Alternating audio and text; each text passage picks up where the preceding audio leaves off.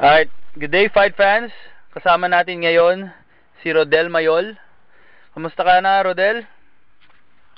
Mabuti naman. Maganda ang pagkiramdam ko ngayon. Kamusta naman ang training mo para sa nalalapit mong title fight sa June 19? Opo, sa ngayon po ay maganda ang kondisyon ko ngayon. At kanina, kasunayan, nag-sparring ako ng 10 rounds. So, yung kondisyon ko okay na. Ano naman ito rematch to nung naunan yung laban, no? Ano naman ang mga strategy mo ngayon na para mas paganda ang papakita mo sa rematch nyo? Ngayon, alam ko na yung style ni Omar ninyo. Inano lang namin yung kunting depensa, saka focus, saka talagang relax lang sa laban. Ganyan.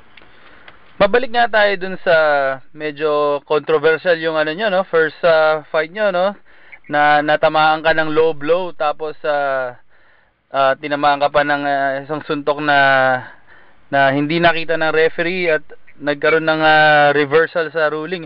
Nahirapan ka ba kay Nino at saka madumi ba talaga siyang fighter? Hindi naman ako nahirapan sa kanya.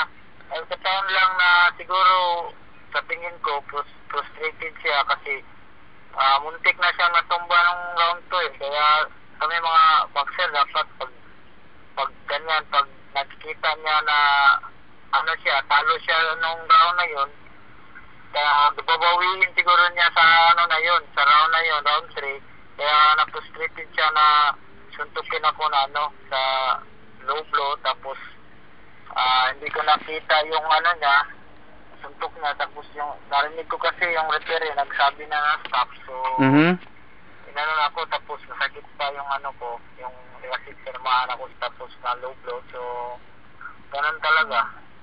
Oo nga eh. Pero ano masabi mo? Talaga ba maduming fighter tong si Nino? O frustration lang yun? Sa tingin ko, hindi naman siguro siya madumi kasi nagkita ko na sa laban lang ni Gloria sa mga fight niya. Hindi naman siya masyadong madumi. Yung nagkakataon lang talaga nun yung laban na yun na siguro naluglo. Pero yung yung low blow niya, palagi kong nakikita yan eh. Pag naglaban siya, talagang ginagamit niya rin eh, no? Sa ibaba, sa below the belt. So, nag-aalala ka ba na itong rematch nyo ay sa Mexico na naman magaganap, o ikaw sanay ka na lumaban sa teritoryo ng kalaban eh? Oo, sanay na ako, pero hindi pa rin kami magkumpiyansa. Talagang sana na fair yung judges, sana kuha sila ng judges na galing sa yung walang bias na judges, yung neutral judges. Kaya pagsikapin ko talaga to na makuha ko to kasi alam ko na si Nino matanda na, kaya kaya ko siya.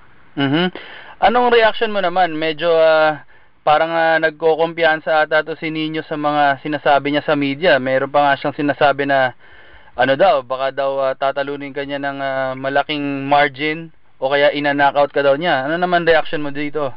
Ako, sa sabihin ko lang sa kanya na sa ring lang kami magkita lang sa laban, sa ring ko lang makita kung talagang sabi niya na knockout niya ako. Titingnan ko lang sa laban kung kaya ba niya akong panakautin. Kasi nakita niya yung last time, sinasabi siguro na yan. baka balak niya kaya ikaw ulit i-low blow. Siguro, pero hindi na mangyayari yun kasi sinagandaan ko na yun yung style niya eh. So, nasa Wildguard ka nagte-train ngayon. Sino naman mga nagte-training sa'yo at kamusta naman ang training natin? Maganda naman yung training ko. Si GC Arevalo, yung assistant ni Freddy Rhodes. Tapos yung isang kababayan natin si Jeremy Aquijano. At minsan sa sparring, nagtuturo rin si Freddy kung anong mga techniques. So, pa rin ni Freddy. Parang may may blessings pa rin ni Freddy yung mga training doon. Ayos. Pag-usapan naman natin na ngayon na naging champion ka na. Medyo matagal-tagal mo rin yan na pinagsikapan maging champion eh. Meron bang nag-iba mula nung hindi ka pa champion at ngayon na world champion ka na? Meron nag-iba konti yung mga mga tao na, yung mga fans, ganyan na may kunting respeto na champion to, ganyan. Pero sa naman mga kaibigan ko, wala naman kasi alam nila na kung ang ugali ko eh. So pareho pa rin ng dati. Ayos. Matagal ka na rin na nandito sa Amerika, no? Gaano katagal ka na dito simula nung lumipat ka at dito ka mag-training? Na ako 3 years. 3 years na akong nakatira dito. Namimiss mo ba ang Cebu, ang Pilipinas? Hindi naman minsan kasi paminsan-minsan lalaban ako doon eh. Lalaban ako, ganyan. Tapos pabalik lang yun, fight, ganyan.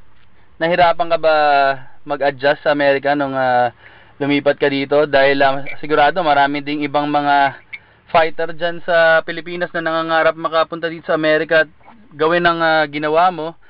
Nahirapan ka ba at ano maipapayo mo sa mga iba nating nagsusubok dyan? Oo nga, yung sa umpisa lang talaga, mahirap talaga pag nag-umpisa ka dito.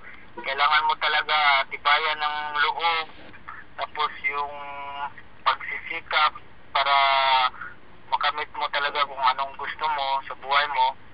Saka alam ko daming mga boxer na nangarap talaga na makapunta dito kasi iba kasi yung exposure dito eh. Pag sabing lalaban ka na sa Amerika, talagang mataas yung pagtingin nila sa iyo. Kaya ipapayo ko lang sa kanila na lang talaga, hard work lang talaga, tapos hindi mawalan ng pag-asa kahit mabigo ka o ka, talagang ka pa rin, saka manalangin ka sa Diyos palagi. Ay, tama, mabuti yan. Meron ka bang parang prediction para sa laban mo? Sa ngayon, siguro gagawin ko lang ang lahat kasi mahirap kasi akong magsalita tapos hindi ko magawa, kaya gagawin ko lang lahat, tapos kung may chance na knockout talaga para wala nang decision kasi mahirap kasi mag-decision doon sa lugar nila. Saka kailangan talaga na may knockout, kaya pero kung may chance lang, kung timing, yun lang yung saka talagang pagsikapan ko to na hindi makuha nila yung WBC belt kasi nila yun eh. Talagang hinahangad nila yung makuha yun ulit eh, no?